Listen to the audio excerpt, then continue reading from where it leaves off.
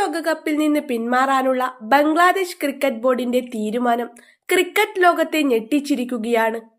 ഫെബ്രുവരി 7-ന് ആരംഭിക്കുന്ന ടൂർണമെന്റിൽ ഇന്ത്യയിൽ കളിക്കാൻ സാധിക്കില്ലെന്ന നിലപാട് ബംഗ്ലാദേശ് കടുപ്പിച്ചതോടെയാണ് അവർക്ക് പുറത്തേക്കുള്ള വഴി തുറന്നത്. എന്നാൽ തങ്ങളുടെ പിന്മാറ്റത്തിന് പിന്നിൽ ICCയുടെ നഗ്നമായ ഇരട്ടത്താപ്പ് നയമാണെന്ന് ആരോപിച്ച് രംഗത്തെത്തിയിരിക്കുകയാണ് BCB പ്രസിഡന്റ് അമിനുൾ ഇസ്ലാം. ഇന്ത്യക്ക് വേണ്ടി നിയമങ്ങൾ വളച്ചൊടിക്കുന്ന ICC ബംഗ്ലാദേശിന്റെ ന്യായമായ ആവശ്യങ്ങളെ പഴയ ചരിത്രം പറഞ്ഞ് തള്ളിക്കളയുകയാണെന്ന് അദ്ദേഹം തുറന്നടിക്കുന്നു. 2025-ലെ ഇന്ത്യൻ പ്രിവിലേജ് സുരക്ഷാ കാരണങ്ങൾ മുൻനിർത്തി ഇന്ത്യയിലേക്ക് വരാൻ ബംഗ്ലാദേശ് വിസമ്മതിച്ചപ്പോൾ ICC അതിനെ നേരിട്ട രീതിയാണ് വിവാദങ്ങൾക്ക് കാരണം.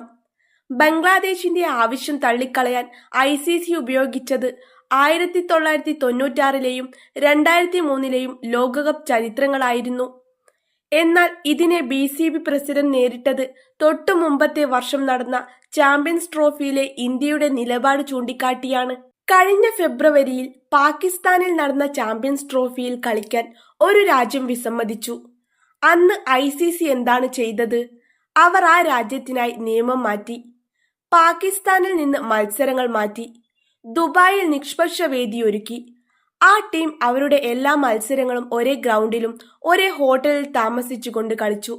അതൊരു പ്രിവിലേജ് ആയിരുന്നു, അമിനുൾ ഇസ്ലാം പറഞ്ഞു. ഇന്ത്യക്ക് വേണ്ടി ഹൈബ്രിഡ് മോഡൽ കൊണ്ടുവന്ന ICC ബംഗ്ലാദേശിന്റെ കാര്യത്തിൽ എന്തുകൊണ്ടത് നടപ്പിലാക്കുന്നില്ല എന്നതാണ് BCBയുടെ ചോദ്യം.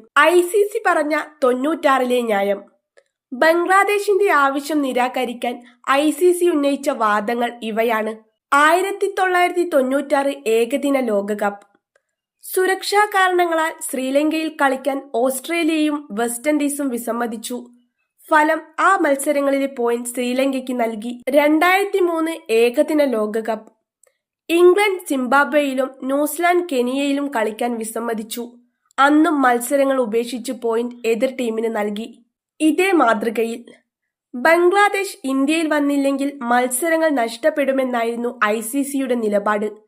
എന്നാൽ 20 വർഷം മുമ്പത്തെ കഥയല്ല, 2025-ലെ കഥയാണ് നോക്കേണ്ടതെന്ന് ബംഗ്ലാദേശ് തിരിച്ചടിക്കുന്നു. ഞങ്ങൾ ICCയോട് 2025-ലെ കാര്യം പറഞ്ഞു, പക്ഷേ അവർ പഴയ പല്ലവി ആവർത്തിച്ചു, അമിനുൾ കൂട്ടിച്ചേർത്തു. ശ്രീലങ്കയിൽ കളിക്കാമായിരുന്നു. ഈ ലോകകപ്പിൽ ശ്രീലങ്ക ഒരു സഹ ആതിഥേയ രാജ്യമാണ്.